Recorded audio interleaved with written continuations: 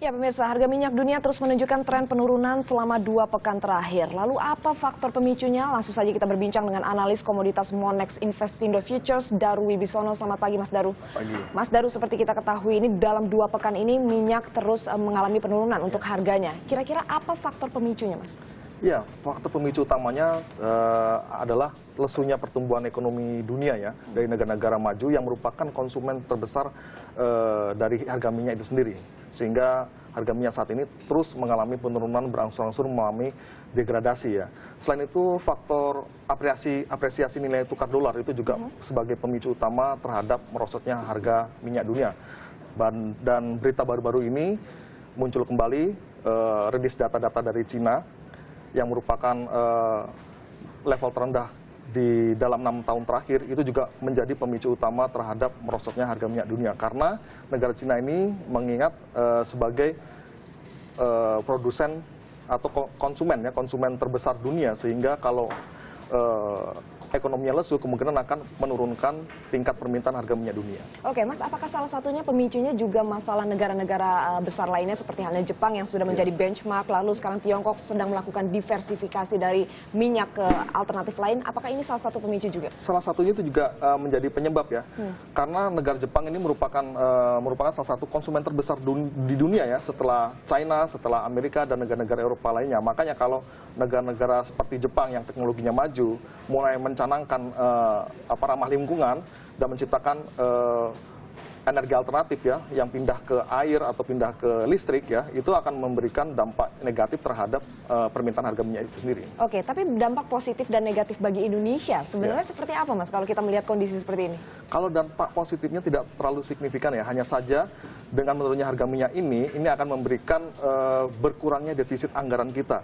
Kalau kita mengacu APBN tahun 2008 ya, harga minyak dunia yang dipatok ya di harga ICP yang sebesar 130 US dollar per barel, itu akan memberikan pengurangan defisit anggaran kita dari 1,5% hingga 1,8%, atau subsidi kita yang dibebankan ke harga minyak atau harga BBM dan listrik negara yang bertotal 234 triliun itu akan berkurang menjadi 141 triliun rupiah, dan ini yang sangat signifikan dan memberikan dampak yang positif kepada anggaran kita. Jadi hal yang harus dilakukan pemerintah dengan kondisi seperti ini akan seperti apa? Apakah bisa melakukan import lagi dengan kondisi seperti ini atau bagaimana? Karena negara kita merupakan produsen minyak mentah juga ya, itu sebenarnya dampaknya tidak terlalu signifikan terhadap nilai impor ya.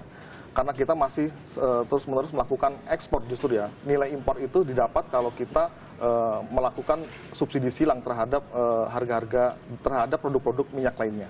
Oke, kalau dampak negatifnya Mas, kalau tadi kita berbicara sedikit masalah positifnya, dampak negatifnya akan seperti apa? Dampak negatif terasa pada sektor real atau sektor pengusaha-pengusaha besar ya, yang tadinya membeli harga minyak di level tinggi, kemudian dengan harga minyak yang saat ini menurun, ini akan berdampak pada harga jual mereka, harga jual mereka dalam produk-produk berbasis minyak ya, sehingga permintaan konsumen akan menurun karena harga sekarang sudah menurun, harga minyak dunianya itu. Oke, ini kan selain proyeksi target produksi minyak dari OPEC juga akan mengalami pemangkasan untuk tahun ini dan tahun 2015. Bagaimana Mas Daru melihatnya?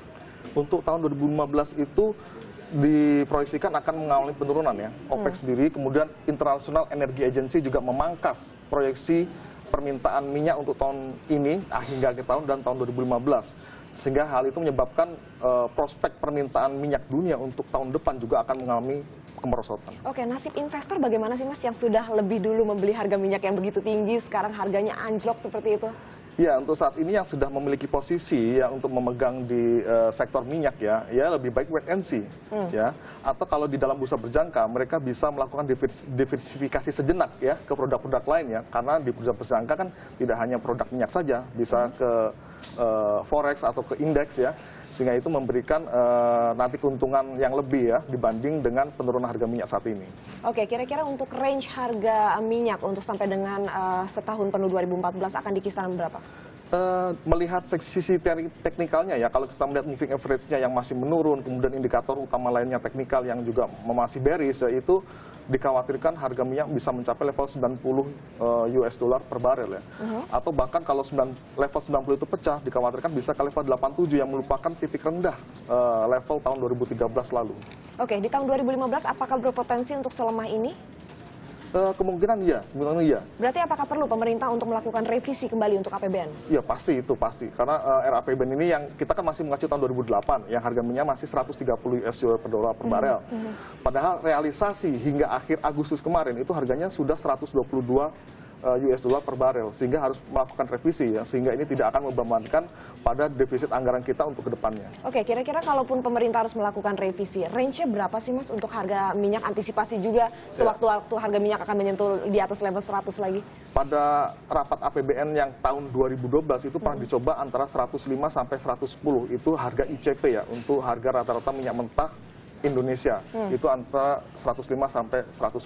Kemudian kalau harga minyak sampai menyentuh di bawah 100 seperti saat ini, ada baiknya memang kalau harga range itu antara berkisar 100 sampai 105 yang baik. Oke, kalau kita melihat salah satu negara yang memproduksi minyak terbesar seperti halnya Arab seperti itu, hingga bulan Agustus ini menjadi terendah dalam 3 bulan terakhir. Bagaimana kondisi ke depan? Ya, untuk kedepannya ini kan mencerminkan bahwa prospek ke depan permintaan harga minyak ini akan kembali menurun.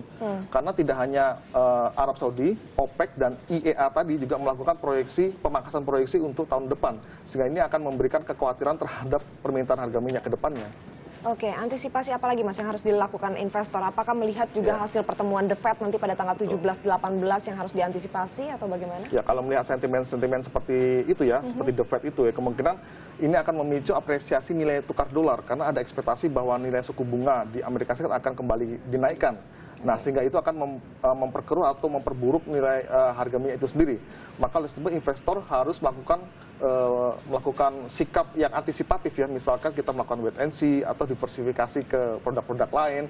Atau bahkan kalau di bursa berjangka itu ada namanya two-way opportunity. Jadi kita bisa melakukan jual dan melakukan beli itu di saat yang bersamaan. Sehingga itu bisa memberikan keuntungan lebih dari investor, namun dengan kondisi dan analisa yang bijaksana. Oke, dan kita lihat supply di Amerika Serikat ini begitu tinggi. Apakah salah satunya shale gas yang tengah dikembangkan oleh Amerika Serikat ini juga menjadi ancaman bagi minyak sebenarnya? Ya, sebenarnya shale gas itu kan sudah diperbaharui sejak awal tahun ya. Betul. Sehingga ini akan memberikan, ini kan paling tidak sebagai alternatif penerimaan minyak dan gas di Amerika. Sehingga ini juga akan mengurangi permintaan, apalagi Amerika merupakan konsumen terbesar minyak dunia ya. Ini juga pasti akan mengurangi permintaan di tahun depan. Baik, kalau gitu terima kasih banyak Mas Daru atas perbincangannya bersama kami dan selamat pagi Mas.